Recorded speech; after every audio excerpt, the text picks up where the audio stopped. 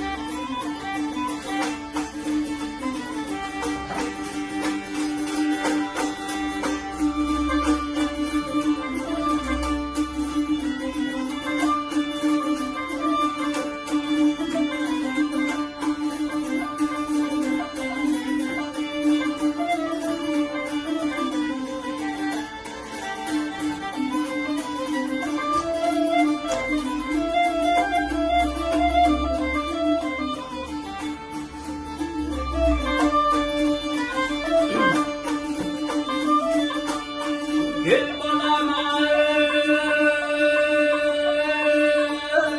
izlenir seni hep dağday sevlim bağlıdır bağday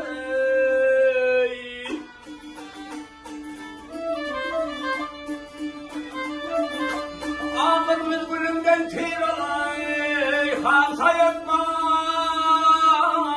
aldıdır bağday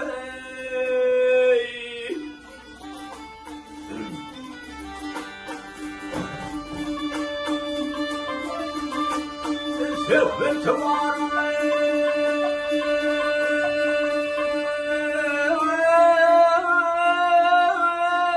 sağlar bilir Ördüm var yara kalır bilir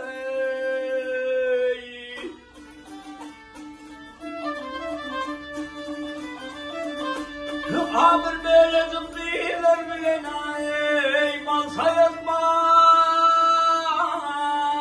dönülmem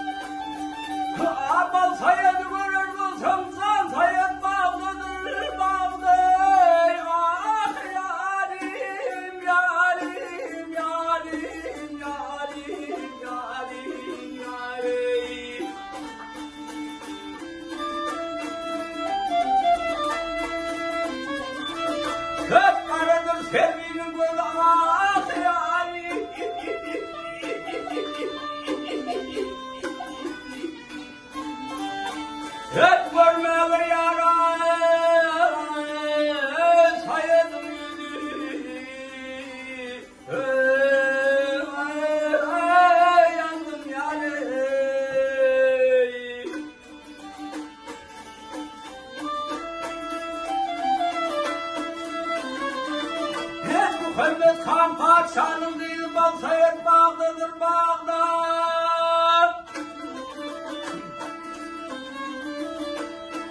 Bal sayetme.